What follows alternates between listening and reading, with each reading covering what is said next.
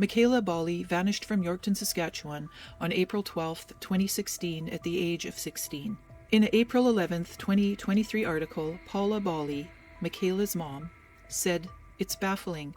I just can't comprehend that 7 years later we still don't know what happened to our child." Paula chooses to believe that her daughter is alive, as there has been no evidence to the contrary. Mekayla was born on July 2nd, 1999. She lived with her mother, aunt, grandmother, and 2 younger siblings in Yorkton, Saskatchewan before she went missing. Paula works as a consultant for the Ministry of Social Services of the Government of Saskatchewan. She describes her daughter as shy and a quiet girl. She enjoyed playing the violin and liked being part of the drama club in high school, where she was in the 11th grade at the time of her disappearance. Her fellow classmates and friends describe her as caring and very conscientious about what her friends' needs were. She had no history of disappearing, and she wasn't a risk taker. Before Mekayla disappeared, some of her high school friends claimed that she would soon be visiting various places, and that she had saved $5,000 in the bank. Police later said that she didn't have $5,000. The day before she vanished, she sent a text message to a friend asking for a ride to the TD Bank for the next morning. She wired $25 to her account. In the evening, she sent messages to friends stating she was unhappy and needed help.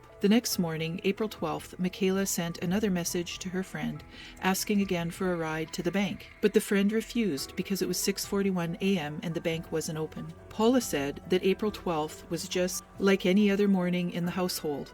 Mekayla's grandma drove her to school, arriving between 8:10 and 8:20. Security footage shows her placing her binder inside her locker at 8:21 and leaving the school out the back entrance at 8:30. Surveillance cameras then picked her up, walking along the railroad tracks. She then entered a pawn shop between 8:40 and 8:50 and attempted to pawn a silver ring of no value, and she couldn't strike a deal. Then at 8:55, she was seen at the bank withdrawing $55 from her account. She is then seen at 9 a.m. walking east on Broadway. Mekayla is then caught on camera entering the Tim Hortons Wendy's restaurant, buying a drink and then sitting down at a table.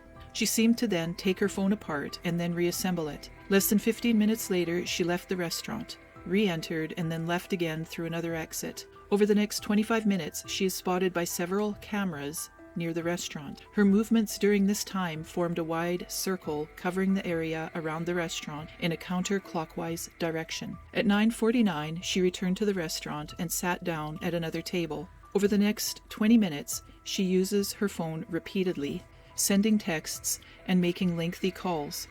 At 10:12, she texted a friend saying, "Hey, I need help," followed by, "Never mind, I figured it out." A few minutes later, she left and re-entered again. At 10:43, she started a short conversation with an older woman. The woman told police that Mekayla asked her for money to rent a hotel room, which she declined. After the conversation, she once again left the restaurant for the last time.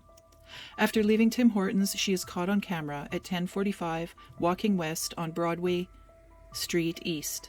She turned down 7th Avenue, but then returned to Broadway Street East, continuing westward until she left the camera's view. She does not appear on any other video footage for over an hour. An employee at the local bus depot recalls her asking when the next bus to Regina was leaving. She was told not until 5 p.m., so she left without buying the ticket. This happened sometime between 11 a.m. and 11:45 a.m. At 11:35, she sent another text to her friend saying, "I'll see you at lunch."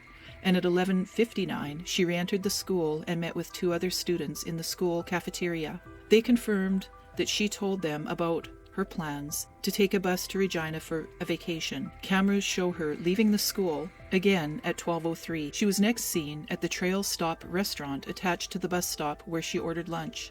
According to eyewitnesses, she left the restaurant between 1 and 1:45.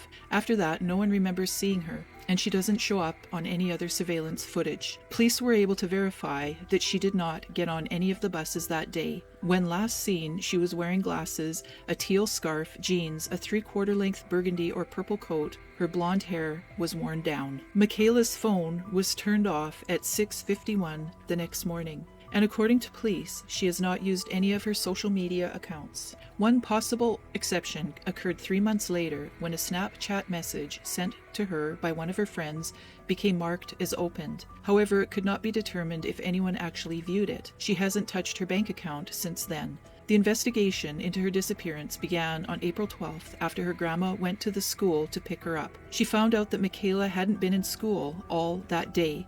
She immediately contacted Paula and together they searched for hours, turning up nothing. They finally reported her missing to the RCMP. Her case was initially handled by the Yorkton RCMP.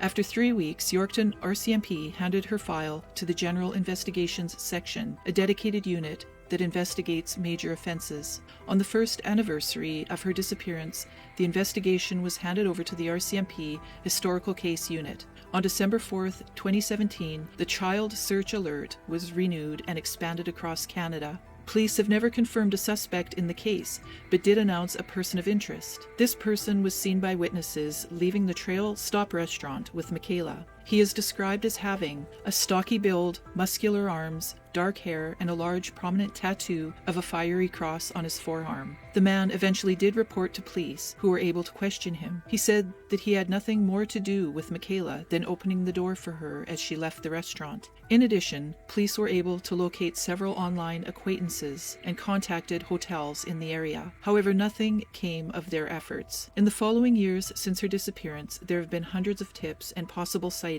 On October 9th, 2016, it was reported that she was believed to be in Vancouver. Paula traveled there and passed out posters and talked to as many people as possible, unfortunately turning up nothing. In 2017, the Switstina Nation reported that she attended an event in January at the Grey Eagle Entertainment Centre. On the 8th of August, 2019, Paula received a call from a man saying that he saw Mekayla in Edmonton. Another possible sighting was made in Penticton in January 2020. However, local police were able to confirm that the person in question was not Mekayla. There are many theories about her disappearance online, including running away, committing suicide, being trafficked, and becoming a victim of an online predator. Police are treating this case as a disappearance because they say that there is no evidence of foul play. Mekayla had an extensive online presence on a number of social media apps where she chatted with other people, often using a number of different aliases. On March 1st, 2016, she wrote both on her Snapchat and one on her Instagram accounts, "Looking for Snapchat friends because I have none in real life.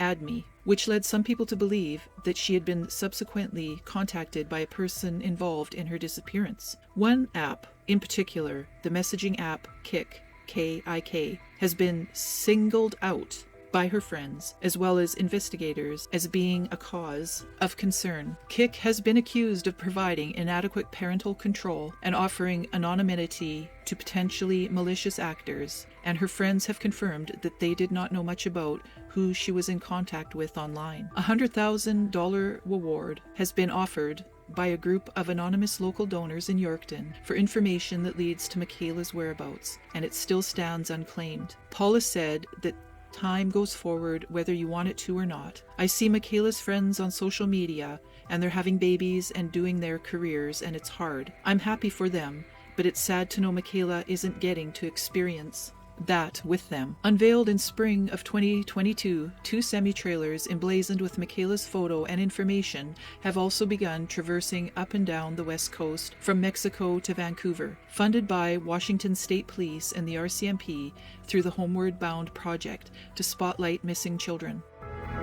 Anyone with any information on Mekayla Bali's disappearance are encouraged to contact 1-306-641-9436 or Crime Stoppers at 1-800-222-8477 if you wish to remain anonymous, or RCMP at 844-880-6518, file number 2016-430-186. Mekayla is 5 feet 2 inches tall with blue eyes and long blonde hair. She weighs 114 pounds and she was 16 years old when she vanished on April 12th, 2016.